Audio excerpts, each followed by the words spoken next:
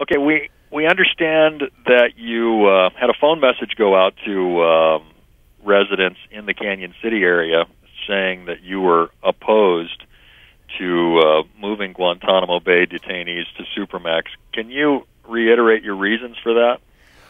I've only been putting out contacts with everybody in the district at the same time. I've been communicating through the press and other ways as well. I am opposed to the Guantanamo detainees being brought to U.S. soil and specifically to Colorado. In Colorado, they would be brought to the 5th Congressional District right there in Florence, next to Canyon City. And for a lot of security reasons, I think that that's just a horrible idea. I disagree with the governor completely on this issue. Do you believe there's a safety issue for those who live in the area? There sure are. There are safety considerations for the surrounding community and for the men and women who do the guarding of these prisoners, the correctional officers. They have a lot at stake also. These are some of the most dangerous people on the face of the planet. And to have them in our community when many of them are sworn to kill Americans whenever and wherever they can is just not a good idea from a security standpoint. A Supermax is prepared to handle the worst of the worst. I mean, the worst we have who have been convicted in civilian court in the U.S. What sort of problems beyond those do you think that these detainees might pose? Well, we've never had battlefield prisoners brought into the U.S. and certainly not into Supermax. One other problem that arises is that there's only one available bed right now.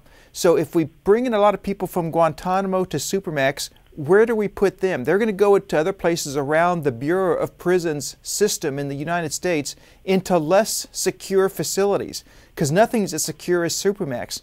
So if they're sent elsewhere to make space, that by definition is less secure for those hardened domestic criminals.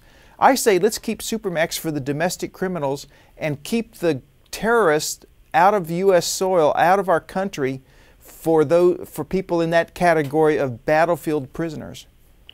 So you're thinking that instead of maybe adding on and being an expansion or adding more jobs for Canyon City or for that prison complex, that it actually would result in a pushing down of our most secure inmates into less secure prisons. That's right. Existing prisoners would have to be transferred elsewhere into less secure facilities, and that's a security problem. There are absolutely no new jobs that are going to be created. To house any considerable number of people and to start from scratch, you'd have to build a prison that would cost an estimated $250 million.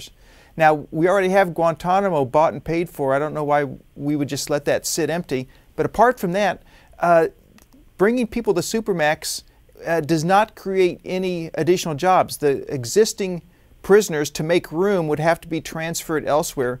We would do nothing in the way of bringing in more people. And there are questions right now if we're at the proper staffing levels, and those questions would only be heightened by bringing in these very dangerous people. I have one more question, and that is, what is the legality of bringing a person who has not been convicted of a federal crime and putting them in a federal prison? I don't think that could be done unless it's a military prison. Obviously, Supermax is a civilian prison. Possibly, I guess the reasoning goes that if they were tried in a federal civil court, well, criminal court, but in the federal judiciary, then they could be sentenced to Supermax. But when you that opens a whole can of worms right there, because when you start to give battlefield prisoners all the rights of habeas corpus and everything else, remember our soldiers, when they're on the battlefield, they're not going around reading Miranda rights to people they take prisoner, people they take captive. They're not collecting blood samples or keeping evidence in little evidence bags. If they did those kinds of things, they'd be shot and killed because they'd be distracted. So this is when you start to treat war criminals as common criminals, when you start to put together the civilian and the military and blur those distinctions, that's a really bad policy decision. And I really hope the Obama administration and Governor Ritter do not go down that road. Would you think it would make more sense to put them in a military prison in Kansas, or does it make more sense to you to just leave them at Guantanamo? I think the key is if you bring them on U.S. soil, all of a sudden they're going to be given a lot more constitutional rights than they would have if they were off of U.S. soil. So that is the bright line that I don't want to cross right there, bringing them onto U.S. soil. Now, if we do have to bring them into the U.S., I'm just asking that we don't do it in Colorado for the security reasons that I mentioned.